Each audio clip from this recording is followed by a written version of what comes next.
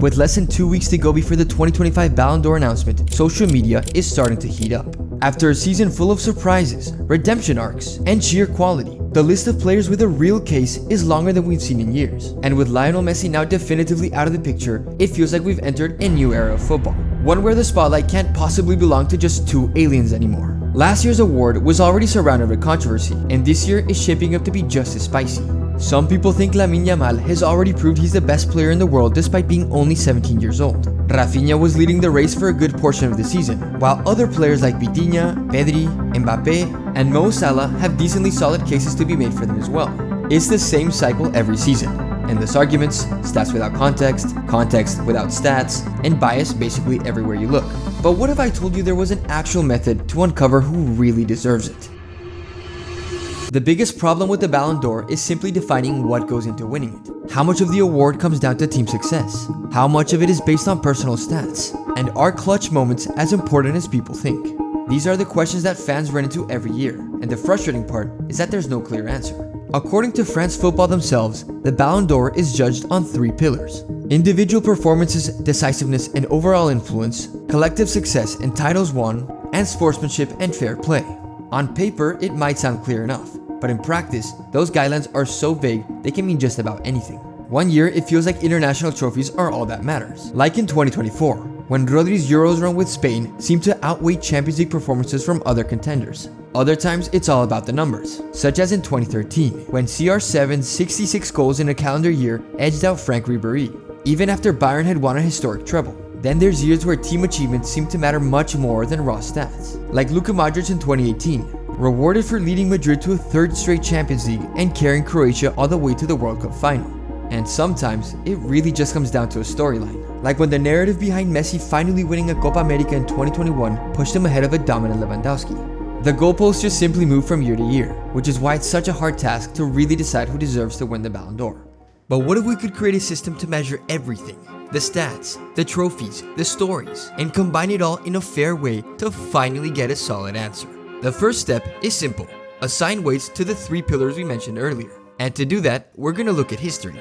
Going through the last 20 Ballon d'Or winners, I found that about half of them were carried by raw individual brilliance, the kind of seasons where the numbers were just too big to ignore. Then I found that around a quarter of them leaned on international trophies to tip them over the line, while the rest of them were driven by club success. Moments where being the best player on the best club made all the difference. In the end, the weights for our 3 main categories come out to something like this: 50% personal numbers, 30% international trophies, and 20% club success. Now that we've got the framework, the next step is to apply it to the top 20 candidates for this year's award. Let's start by finding a way to measure category 1, individual performance. Instead of simply counting goals or assists, I decided to go with a more balanced formula. One that mixes traditional output with advanced stats like expected goals, chance creation, progressive passing and carrying, defensive actions, and of course, minutes played. For each individual stat, we're going to rank the top 20 players head to head. The first place in each category gets 20 points, while the last place gets 1. Then we multiply those points by the weights from our formula and add it all up into one score. After crunching through all of these player stats, the final scores for the individual performance look something like this. Unsurprisingly, we have Ousmane Dembélé at the very top. His insane scoring output last season, coupled with his elite dribbling and passing numbers, push him to the very top of the pack. For someone who many already consider as this year's favorite, the individual metrics certainly back it up. The big surprise here is Michael Olise, who has somehow ended up in 2nd place. He wasn't banging in goals like Dembélé, but his chance creation and progression numbers are simply elite. When you plug in his shot and goal creating actions and progressive carries into our formula, he suddenly rockets up the list. And one last detail that stands out is Rafinha edging out Lamine Yamal. It might not match the hype, but across the categories this season, the numbers lean Rafinha's way, even after you include dribbling and chance creation. Now that we have the totals for the first pillar of our Ballon d'Or equation, we can move on to the second pillar, international play.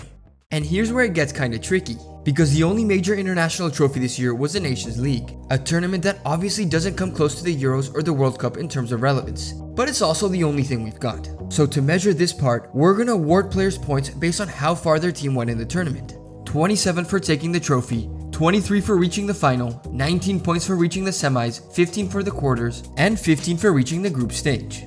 Now looking at the tournament bracket, we can go ahead and assign the relevant scores to each of our 20 players. Portugal's win gives Vitinha, Joao Neves, and Nuno Mendes a massive boost. Spain's run to the final props up Lamine Yamal and Pedri with 23 each. France's semifinal means Dembélé, Olise, Mbappe, and Doué all take home 19 points, and players from England, Italy, and Croatia are all awarded 15 points.